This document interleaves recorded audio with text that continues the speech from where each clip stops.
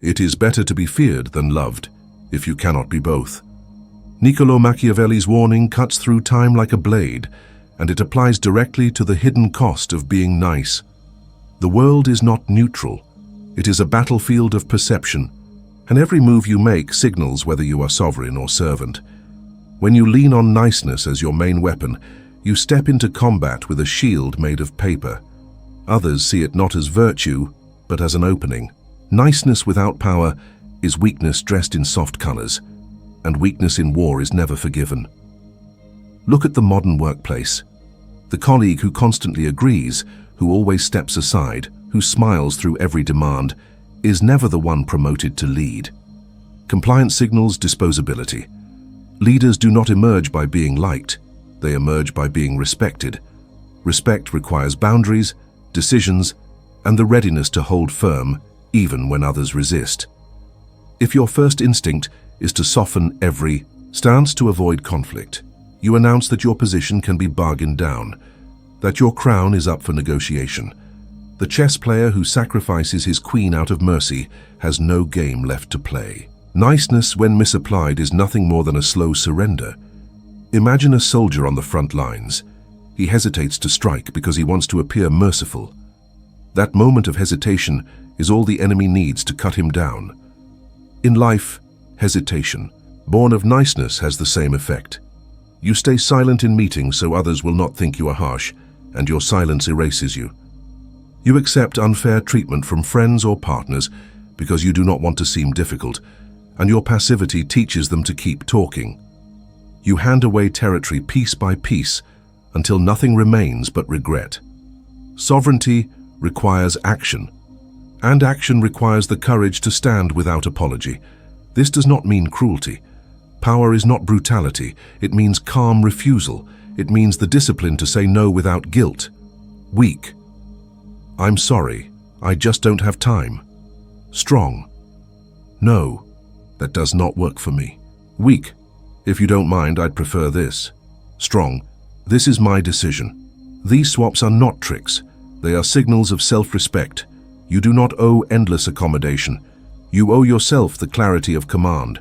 Authority comes from presence, not from pleasing.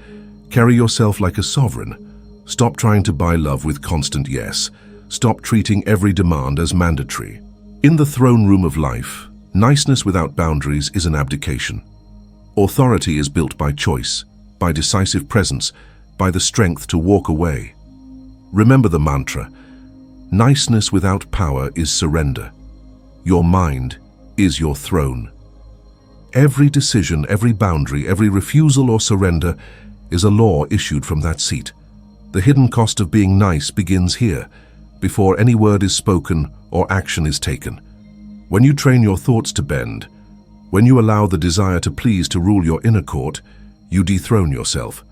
A sovereign who yields his crown to keep peace is no longer sovereign. He has betrayed himself before the world even has the chance to test him. Psychologists have studied what they call agreeableness. High agreeableness often shows up as politeness, compliance, and accommodation. It can be pleasant, but the data is clear. Highly agreeable individuals usually earn less and hold fewer leadership positions. Why? Because in the real hierarchy of power, niceness is not a currency that buys authority. It buys extra tasks, overlooked promotions, and forgotten contributions.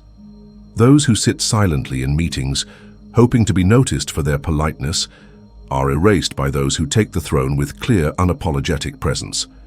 Consider the modern workplace. Two people present their ideas.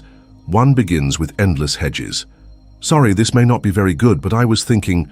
The other speaks firmly. This is my proposal. Which voice carries weight? Which one is remembered when decisions are made? Weak. I hope this is okay. Strong. This is the direction I recommend. Weak. I don't want to cause trouble. Strong. This approach wastes resources. We must adjust. Every word signals either sovereignty or surrender. When you choose the language of niceness, you quietly abandon your authority before the battle even begins. Picture a king who, desperate for favor, gives away his crown jewels. At first, he was praised for his generosity. Soon he is expected to give more. Finally, stripped of wealth and power, he is no longer king. This is the cost of trading sovereignty for approval. The same unfolds in your daily life.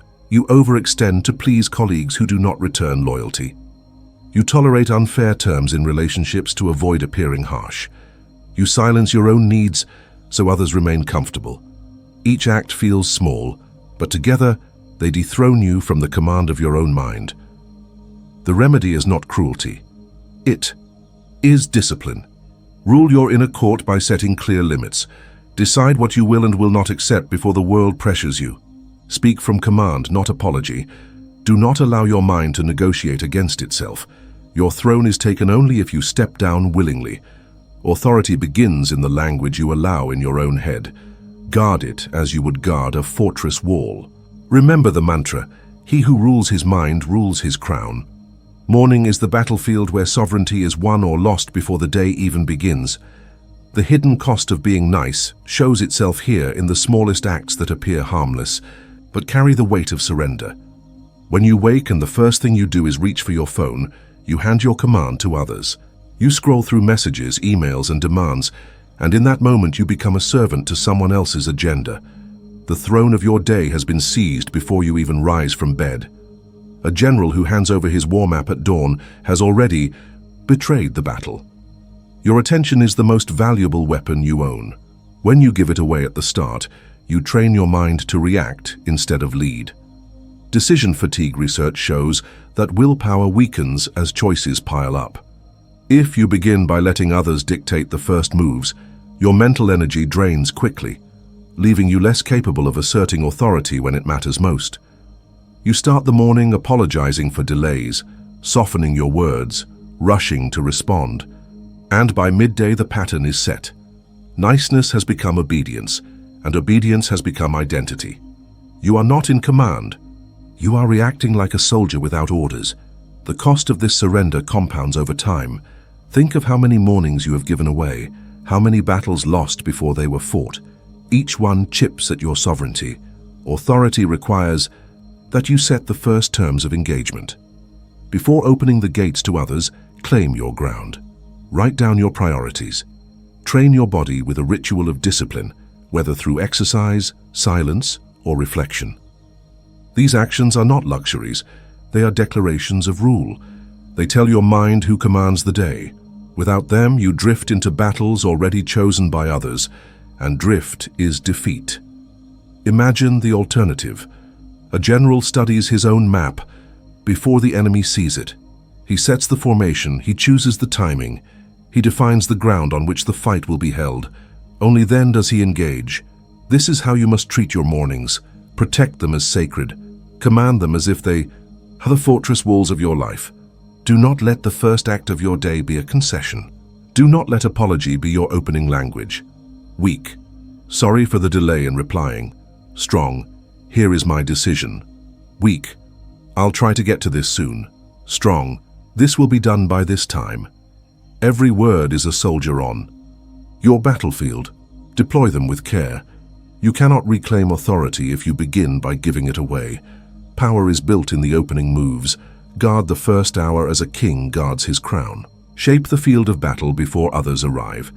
The morning is not a time to serve. It is time to rule. Remember the mantra. He who commands the morning commands the day. Stillness is not weakness. In strategy, it is one of the most powerful weapons you can wield. Niceness often disguises itself as over-explaining, over-justifying, or over-giving, but every extra word is an unguarded flank. When you speak too quickly, when you rush to prove yourself, you give away leverage. Authority does not come from frantic explanation. It comes from the silence that makes others adjust to you. Negotiation research confirms that silence increases perceived authority. The person who does not rush to fill the gap often shapes the terms. Words can be arrows, but silence is the pause that makes the enemy question his position before firing his own. In modern life, this truth is most visible in digital communication. The one who responds instantly to every text, every notification, every demand is not respected. They are read as needy, as if their time and attention have no value. The one who withholds, who responds deliberately instead of reactively, projects. Strength. Weak. Sorry I didn't reply right away. Strong. I respond when I've decided. Weak. I hope this works for you. Strong. This is the time that works for me. Every choice to withhold instant reaction is a declaration of command. You are telling the world, my time is not up for auction. Think of the predator in the wild. The one that thrashes, chases, and exhausts itself is less feared than the one that waits motionless in the shadows. Stillness creates tension, and tension is power. When you practice restraint, others lean forward, others wonder, others fill the silence with concessions. This is not about manipulation.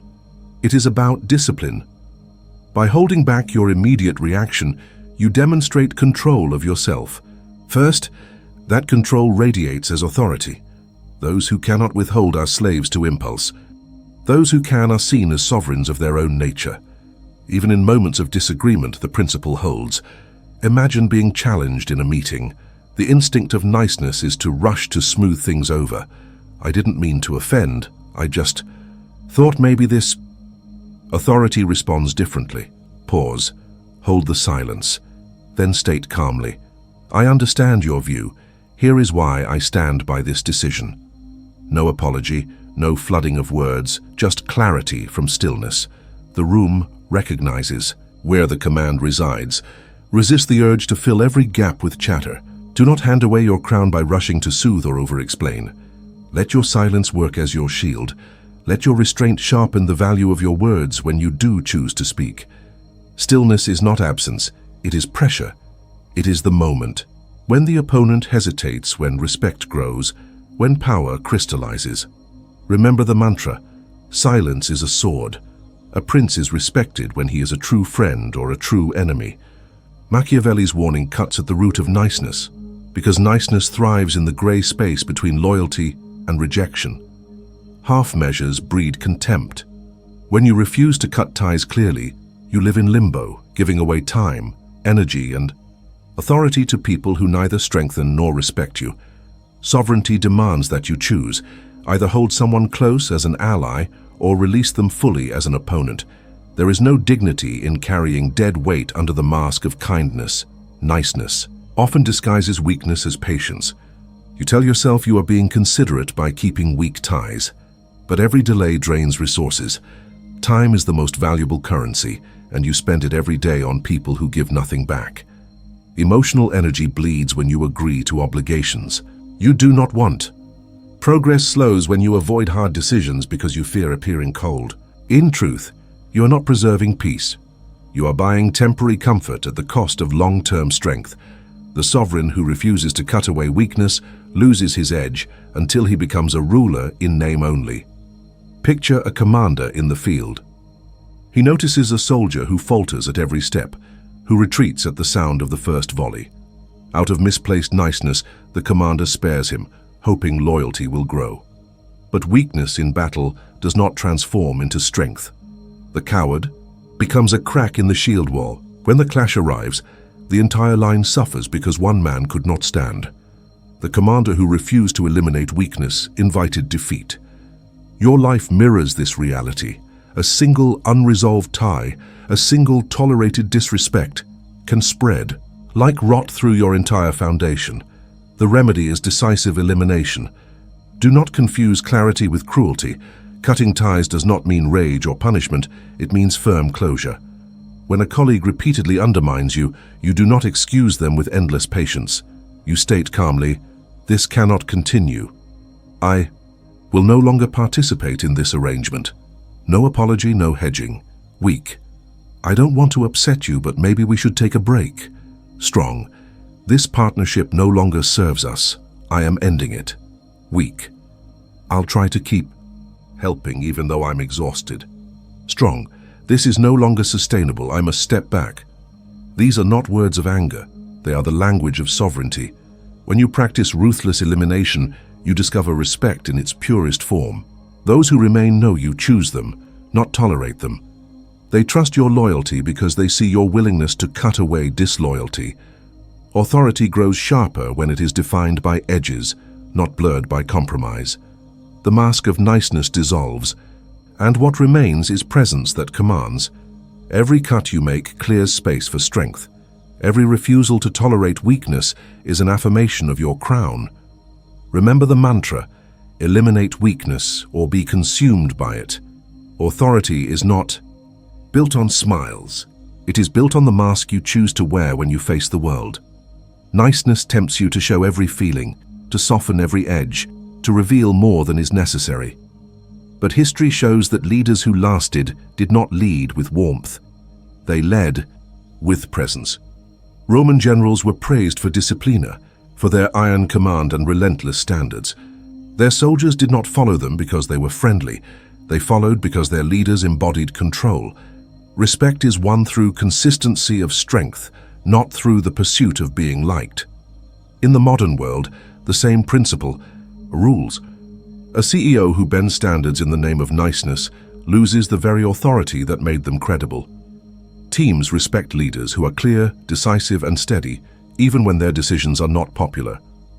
No one admires the executive who tries to be everyone's friend while letting chaos spread. Authority comes from setting boundaries that do not waver. Weak. I don't want to seem harsh, but maybe we should consider this. Strong. This is the path forward, and here is why. Weak. I hope this is acceptable to everyone. Strong. This standard is non-negotiable. The mask of command does not mean deception. It means discipline. It means showing the face that protects the throne. The sovereign understands that the mask is armor. A king does not reveal fear to the court. He may feel uncertainty, but his mask projects calm. He may wrestle with strategy, but his mask shows resolve. The mask is not a lie. It is the shield that ensures the throne is not overrun by doubt. Those who confuse authority with niceness misjudge the battlefield. Niceness may win temporary approval, but it cannot hold ground when pressure mounts. The mask of command communicates reliability, strength, and clarity. It reassures allies and warns opponents that this throne is guarded. In practice, this means you must withhold certain impulses. Do not reveal every doubt in moments that demand stability. Do not allow emotions to spill out unchecked when others look to you for direction. This is not suppression of humanity. It is mastery of presentation. The leader who keeps composure under fire earns respect even from those who disagree. Imagine a heated debate in a meeting. One person raises their voice, trying to provoke. Niceness would rush to placate. I'm sorry, maybe I overstated. Authority holds steady, voice calm. I hear your view. My decision stands. No anger, no apology, just the mask of command. The room knows where authority resides. When you embrace the mask, you stop relying on the shallow currency of being liked. You trade the fragile approval of the moment for the durable respect of presence. Niceness seeks comfort. Command projects clarity. Your task is not to be liked by all. Your task is to be unshakable to all. Remember the mantra, wear the mask, hold the throne. Niceness is not kindness. It is often the slow assassination of your own authority. Every time you say yes to avoid conflict, every time you nod while your chest tightens with resentment, you sharpen a blade against yourself. Chronic people-pleasing is not harmless. Studies link it to higher levels of anxiety and depression because it keeps you trapped in a cycle of abandoning your needs to satisfy others. The cost is not only your time but your sovereignty. You cannot rule your life if you are constantly surrendering the throne to the comfort of others. That is why you must train the inner assassin, the part of you that strikes down the impulse to please before it costs you the crown. The assassin works with precision, not cruelty. It kills hesitation. It kills apology when apology is not required. It kills the desperate need to smooth every surface so no one feels discomfort. When you say no without guilt, you sharpen this inner weapon. Someone invites you to an event you do not want to attend. Weak. I'm so sorry, maybe next time. I feel terrible. Strong. No, that doesn't work for me. Someone tries to flatter you into compliance. Weak. Thank you. I'll try to live up to that. Strong. I appreciate it, but I know my priorities. The difference is not in words alone, but in posture. One signals dependence, the other signals command. This assassin must also be deployed in moments of disagreement. Imagine a colleague pushing you to take on more work because you're so good at handling it. Niceness would accept silently, drowning in exhaustion. Authority responds with calm refusal. I understand why you asked, but I'm not available for that. No anger, no defense, no endless explanation, just a clean strike. You do not need to wound them, but you must protect yourself. Every time you let the assassin act, you preserve the fortress of your energy and respect. Every time you hesitate, you allow your army to weaken. Think of the warrior who prepares for battle. He knows that walking onto the field burdened with weakness will end in death. So before he faces the enemy, he assassinates hesitation within himself. He eliminates the urge to doubt, the urge to beg, the urge to serve when he must lead. Only then does he enter combat with full force. You must do the same each day. Before you walk into meetings, conversations, or negotiations, silence the instinct to please at all costs. Cut it down before it rises. Authority is not gained by niceness, it is gained by respect, and respect begins with the refusal to betray yourself. The world will not hand you sovereignty. You must defend it from your own weaker impulses. Train the assassin inside you to act swiftly, to remove the instinct of self-betrayal before it takes root. Do not confuse this with cruelty. It is clear. It is the discipline of protecting your throne from the enemy within. Remember the mantra, kill the need to please before it kills you. Inside you live both a sheep and a wolf. The sheep wants to be liked, to keep peace at all costs, to survive by blending in. The wolf seeks strength, respect, and sovereignty. Which you feed determines your fate. Evolutionary psychology shows that survival across history was shaped less by endless compliance and more by the ability to claim status, assert dominance, and hold ground. Groups followed leaders who projected certainty, not those who begged for approval. When you feed the sheep of niceness, you starve the wolf of authority. The result is a life where you are overlooked, overburdened, and quietly dismissed. Look at leadership today. The nice leader, desperate to be everyone's friend, ends up ignored. Their team senses weakness, standards slide, discipline erodes, and loyalty fades because no one respects a sovereign who cannot command. Contrast this with the leader who is assertive yet steady.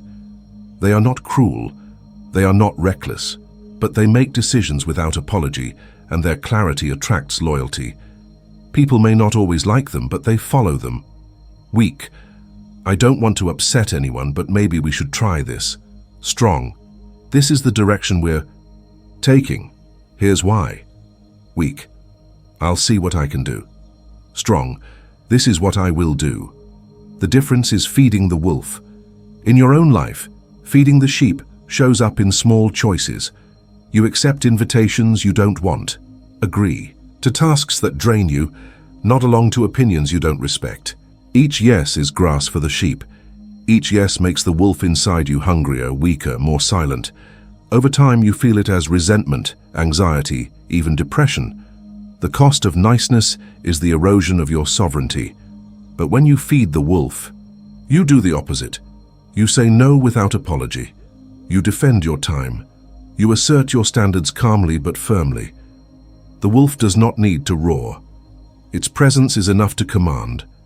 Imagine a sovereign on the throne. At his feet lies the sheep, soft and yielding, begging him to give away his power so others might approve. But beside him stands the wolf, waiting to be fed with decisive action, waiting to guard the crown with strength. The sovereign who feeds, the sheep soon finds himself stripped of authority. The sovereign who feeds the wolf rules unchallenged. This is not about cruelty. It is about clarity. It is about choosing strength over surrender. You cannot serve both. One will grow, the other will starve. Every decision, every word, every refusal or concession tips the balance. Niceness weakens, strength commands. Feed the wolf. Remember the mantra. Starve the sheep, feed the wolf. Life is a chessboard, and every decision you make is a move that shapes your position. Niceness, when misused, is the weakest move. You can play. It is like sacrificing your queen to gain pity, a trade that leaves you defenseless and exposed. On the board, power comes from controlling the center. To surrender that control is suicide. In life, the same principle applies. Authority rests on commanding your space, your time, your decisions. Every time you yield out of niceness, you hand over the center of the board. You step back while others advance, and once the center is lost, recovery is nearly impossible. Chess teaches that strength is not only in the pieces but in positioning. A pawn that takes ground decisively can become a queen. A bishop that refuses to strike when the opportunity arises becomes trapped, locked until destroyed. Niceness works the same way. You tell yourself that by holding back you are being generous, patient or polite. But in truth you are cornering yourself. You are choosing weakness disguised as virtue. The board does not reward hesitation, it punishes it with checkmate. In the modern world, this weakness shows most clearly in business. Companies that lower prices just to be nice, that give discounts not out of strategy, but out of fear of losing approval, do not earn respect. They train customers to undervalue them. The same happens to you. When you give away your time, your skills or your boundaries without reason, you teach the world to see you as cheap, weak. Don't worry about paying me back. Strong. This is the cost and it stands. Weak. I'll stay late again, it's fine. Strong. My work is done for today. The difference is not arrogance. It is respect for your own value. Without it, the board is tilted against you. Imagine yourself as a player sitting across from an opponent. Every move you make signals whether you understand the game or not. The one who plays with fear and misplaced niceness sacrifices strength early. They hope for mercy, but mercy is not a strategy. The one who plays with clarity and discipline builds a fortress in the center. They are not cruel, but they are firm. They do not give away their queen for sympathy. They guard it as the axis of power. Authority belongs to the player who acts with precision, not to the one who yields out of misplaced kindness. In your own life, the board is always set. Every request, every demand, every opportunity is a piece moving against you. If you default to niceness, you weaken your position before the real fight begins. Command your squares, guard your queen, play to win, not to be pitied. Niceness without power is the weakest move, and the board punishes weakness without hesitation. Remember the mantra: control the center or be conquered. Niceness is not removed by accident. It is trained out through ritual, the same way warriors are hardened for battle. Behavioral psychology shows that habits forge identity. What you repeat each day becomes who you are. If you repeat softness, you become soft. If you repeat sovereignty, you become sovereign. Authority is not one dramatic act. It is thousands of micro-actions that shape your posture until command becomes second nature. The iron will is built in the furnace of daily practice, where weakness is burned out and strength remains. Every ritual is a declaration. Journaling. Each morning trains clarity of mind, so you do not begin the day reacting to others. A cold shower disciplines your body to withstand discomfort instead of chasing comfort. A moment of silence before action strengthens your ability to respond with intention rather than impulse. These small practices may seem minor, but they are fire applied again and again to steel. Each one teaches your mind that you rule it. Each one whispers the same truth. Sovereignty is not granted, it is forged. Niceness dissolves when authority hardens. The person who cannot say no must practice refusal in controlled ways until it feels natural.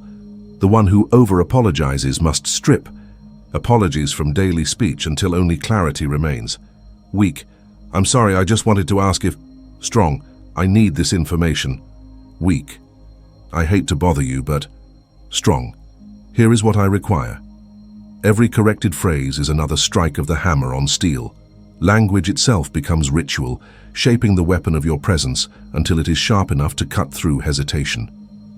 Think of the blade in the forge. It does not emerge strong after a single strike. It must be heated, hammered, cooled, and tested repeatedly. Only then does it hold its edge in battle. You are no different. Each ritual you choose is a blow of the hammer. Each act of discipline is fire to your steel. and each refusal to give in to the comfort of niceness is proof that the blade within you is being sharpened. Authority is not about denying humanity. It is about eliminating the reflex to betray yourself for approval. Fire, hammer, repeat, until what remains is unbreakable. If you want to command in moments of pressure, you must prepare in moments of calm. Do not wait for the battlefield to test your will. Forge it before the battle comes. Make your rituals non-negotiable. Use them to train restraint, refusal, and presence. Over time, you will discover that niceness has withered away, replaced by a steady authority that does not bend to please.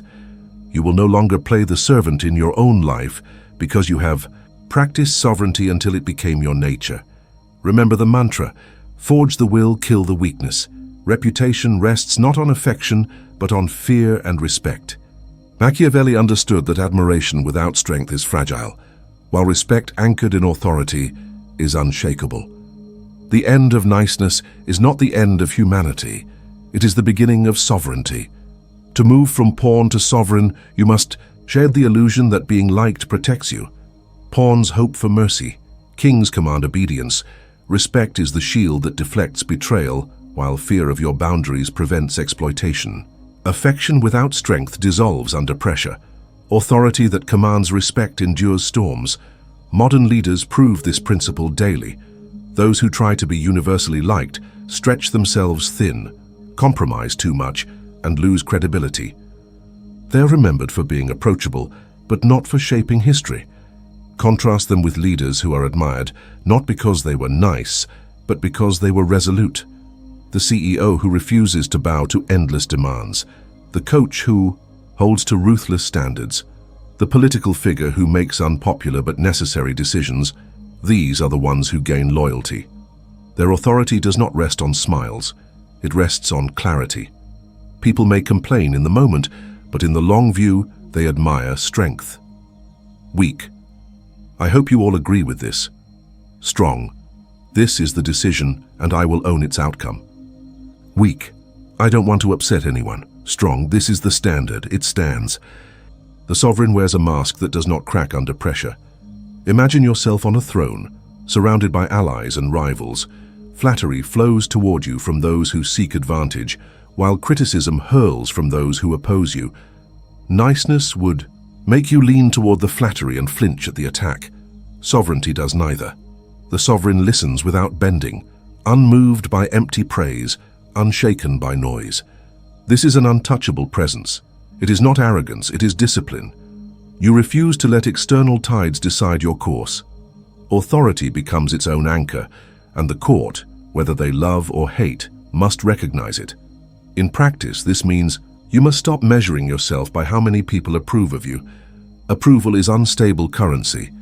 Respect is lasting wealth. When challenged, hold ground without raising your voice. When praised, accept it without losing perspective. Authority is proven in steadiness. A disagreement handled with calm strength demonstrates this.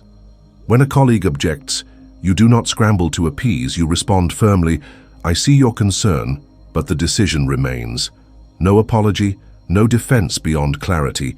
The room recognizes sovereignty. You did not play for affection. You held it for respect. To become untouchable, you must end the addiction to niceness.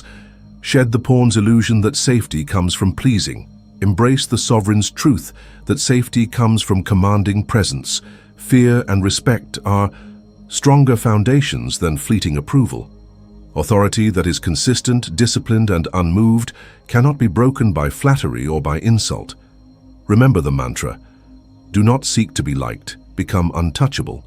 History does not remember rulers for being nice. It remembers them for being decisive. The pages of power are filled with names that endured because they acted with clarity and resolve, not because they sought approval. Niceness is forgotten, even mocked. Authority, even when controversial, leaves a legacy. This is the final transformation.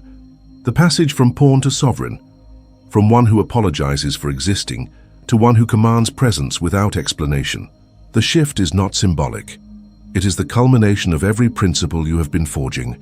mind as throne, mornings as battlefield, silence as weapon, ruthless elimination, mask of command, inner assassin, wolf over sheep, chessboard of life, rituals of iron will. All threads converge here into sovereignty. The pawn's life is fragile.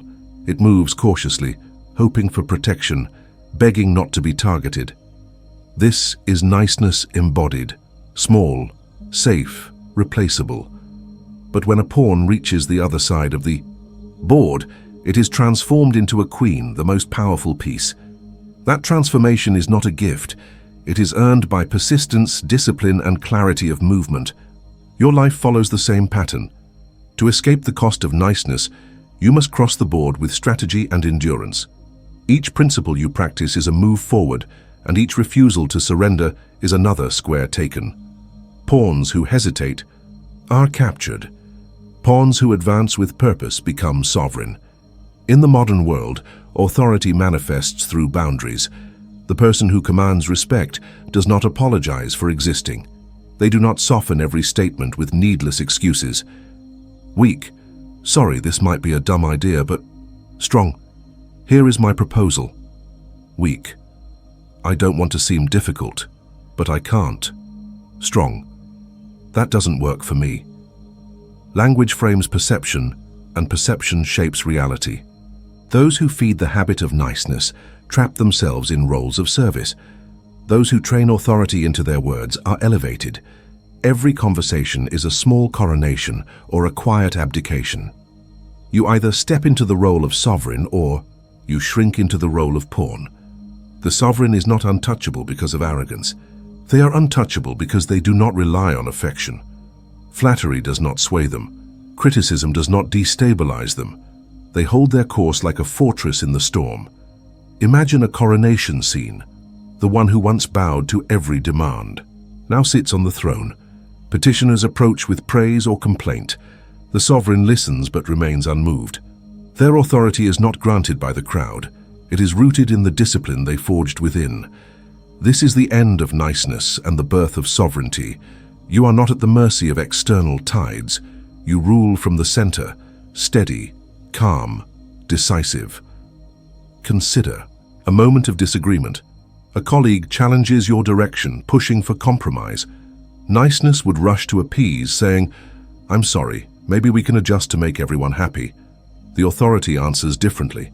"I hear your concern, but this is the decision, and we will move forward." Calm, measured, final. No hostility, no cruelty, only sovereignty. The room recognizes who commands. You did not fight for affection. You stood for respect. That is the final form of power. Authority that does not beg. Authority that does not yield unnecessarily. Authority that endures because it refuses to apologize for its own presence. The pawn seeks to be liked. The sovereign seeks to rule with clarity. The pawn apologizes for its moves. The sovereign plays with inevitability. History belongs to the sovereign, never to the pawn. To complete the transformation, you must burn the mask of niceness and replace it with the crown of sovereignty. Every principle you have built, throne of the mind, battlefield of morning, stillness, elimination, mask, assassin, wolf, chess, rituals, was preparation for this moment. The cost of being nice was slavery. The reward of sovereignty is freedom.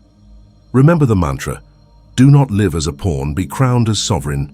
Every yes given from weakness is another chain around your sovereignty. You may think you are preserving peace, keeping relationships smooth or protecting yourself from conflict, but in truth, you are binding yourself tighter with every concession that is not born from choice.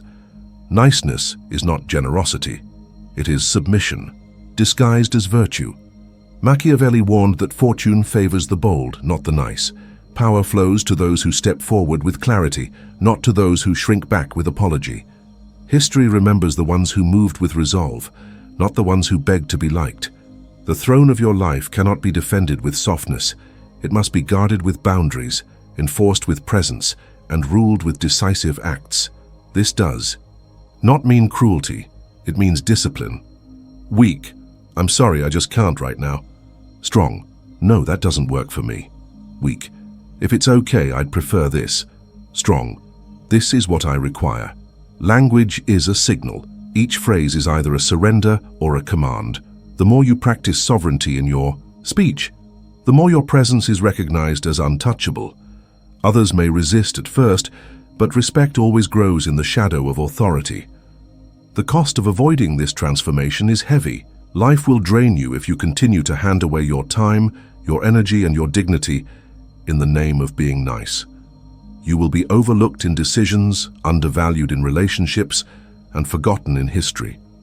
The reward of rejecting it is freedom.